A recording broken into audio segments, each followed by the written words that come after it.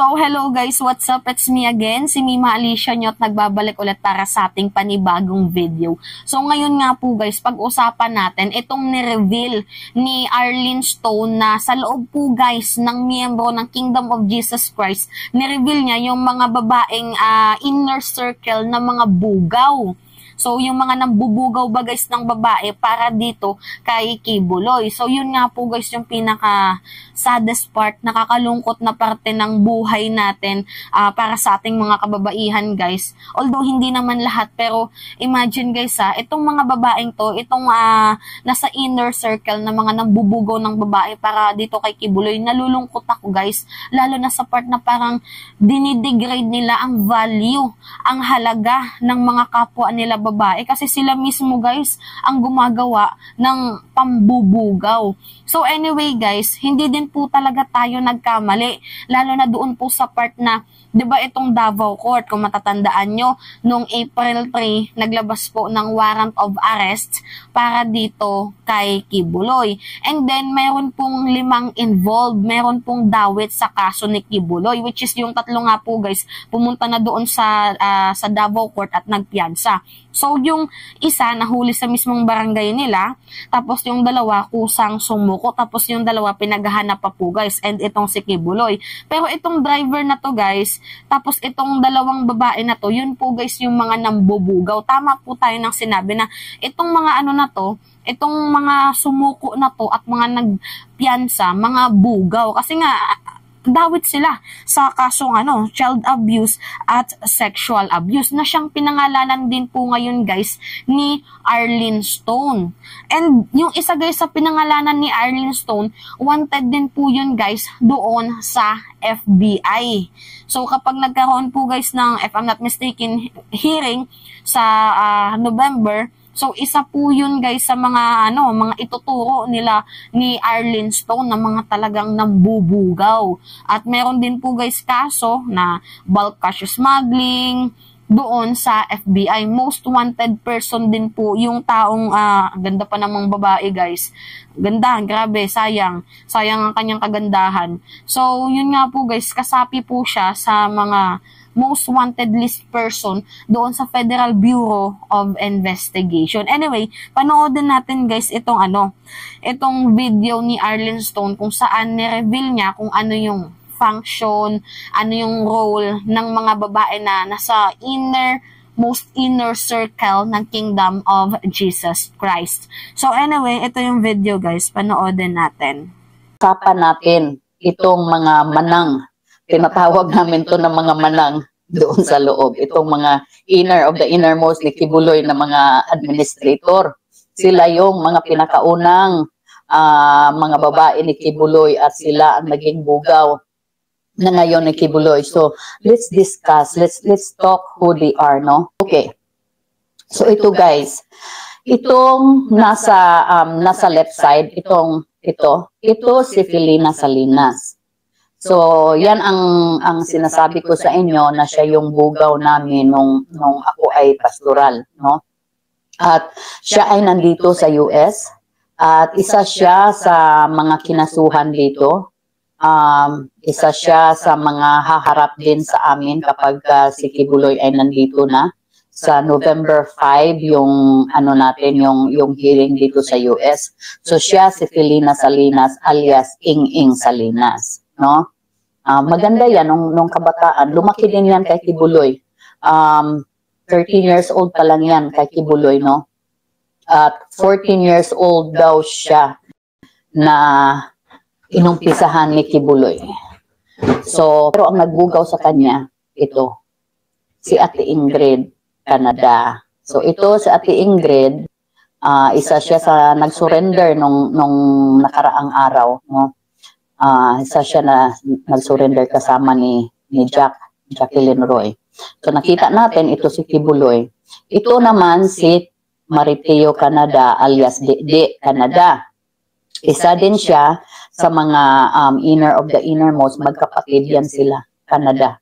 Si Ingrid, si Dede. Magkapatid yan sila, puro administrator. So ito naman, sino ba ito? Ito si Bebot Delis. Si Bebot, Diyan din yan lumaki sa kingdom. Isa din siya sa mga bugaw. Siya yung nagre-recruit ng mga babae from Brazil, no, at saka Ukraine. Bumibisita ito si Ate Ingrid doon sa Ukraine, pero ang in charge talaga doon itong si Bebot Delis, at siya din ang in charge sa Brazil. So nagta-travel si Bebot Delis. So doon sila ang nagsasalang, sila ang naghahanap ng mga pastoral na niririgalo nila kay Kibuloy. Wow, grabe. So nga pala guys, nabanggit ni Arlene Stone itong si Felina Salinas. Ito po yun guys, si Felina Salinas na na kasapi po sa mga nahuli doon po ata yun sa Hawaii, yung pagbaba ng eroplano, mayroon pong sandamakmak na cash na nadala. So nahuli po itong si Felina Salinas na sinabi ni Kibuloy, yung mga babaeng po yan, mga traidor daw po. Yan po yung paglalaglag niya, nilaglag niya yung kanya mga mga malalapit na tao sa kanya para lang isalba yung kanyang sarili. At ito pa guys yung pinakamalala. Itong si Felina Salinas guys, isa din ito guys sa mga minanahan. Hindi naman minanahan totally. Kumbaga nakapangalan po yung iba't ibang arian ni Kibuloy dito kay Felina Salinas. So isa po yun guys sa mga sa mga inner talaga, inner of the innermost sa ni Kibuloy na siyang nilalaglag ngayon ni Kibuloy guys, at sinasabi niyang mga magnanakaw daw po yan. So ito namang si Ingrid Canada, si Jacqueline Roy, isa po yan sila guys sa mga sumuko nung April 3, if I'm not mistaken. Sumuko po yan sila guys doon sa doon sa Davao Court. Dahil nga po guys, 5 po silang involved. 3 yung Canada doon ang pilido. Yes, 3 guys. And may isang, basta yung isa hindi magkapilido, yung dalawa hindi magkapilido yung dalawa. Pero yung 3 guys, magkakamag-anak. Anyway, nasaan na ba yun nung hinahanap ko na yun yung na yun, yung article na yun. Kasi kanina pa ako nag-i-scroll dito guys, hinahanap ko yung mga names nila. Actually, 5 sila guys Ito, nandito yung pangalan ni hindi kasi pinakita dito sa na to, sa article na to. Yung mga pangalan ng wait lang guys pinangalanan kasi yan. Yung 5. Ito, si Jacqueline Roy, si Crescente Canada, Pauline Canada, Ingrid Canada. Yan nga sinasabi ko sa inyo guys, 3 yung Canada And itong si Sylvia Semianes. So, 5 po sila guys na nahuli. Pero guys, yung kaso na sexual abuse at child abuse, po yun guys, bailable naman po. Pero yung kaso ni Kibuloy doon sa sa Pasig Regional Trial Court, yun po guys yung non-bailable kasi qualified human trafficking ang kanyang kaso doon. Anyway, maganda itong si Felina Salinas. Na-content ko na ito sa inyo before guys. Kasi itong si Felina Salinas, may nag-reveal din kasi guys na yung mga nasa inner circle, inner of the most inner circle ng Kingdom of Jesus Christ guys, yung mga kababaihan doon po guys pinangalan ni Kibuloy ang kanyang mga ari-arian. So, diba, bukod din po guys sa paglipat dito kay paglipat ng pagiging administrator ni Digong, yung ibang ari-arian ni Kibuloy nakapangalan po guys dito sa kanyang mga inner circle para syempre iwas lapses na din kung sakaling magkahulihan na. So yun po guys, yun yung nakakalungkot, yung mga babaeng yan, mga bugaw. Diba? Imagine, kababaihan pa mismo yung nagbubugaw. Nakakalungkot isipin kasi sila mismo yung nagpapababa sa value ng mga kababaihan. So yun po guys yung nireregalo nila kay Kibuloy, mga minor na babae, mga nabubugaw ba nila. Kaya nga guys, dun sa statement ng ni alias Amanda, 'di ba sinabi ni alias Amanda na kada gabi daw po guys, ibang babae ang pumapasok doon sa kwarto ni Kibuloy para maghilot, pero ang nangyayari hindi siya hinihilot kasi ginagalaw sila.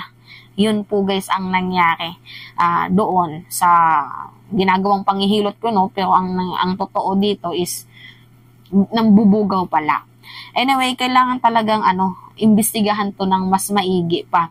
And hoping na itong si Kibuloy makipag-participate ba ng sa gayon para magkaroon na din siya ng peace of mind. Tanggapin niya na kung ano yung hatol sa kanya. Huwag niyang gamitin yung ama, 'di ba, ang puong may kapal na hindi daw siya pinapa-attend ng Diyos kasi nga daw po nilalayo siya sa masama. Nik-nik mo bulok, paiyak-iyak ka pang nalalaman, targisan ka. Anyway, yun lamang ho guys, at it's me again, si Mima Alicia, at nagbabalik ulit para sa ating panibagong video.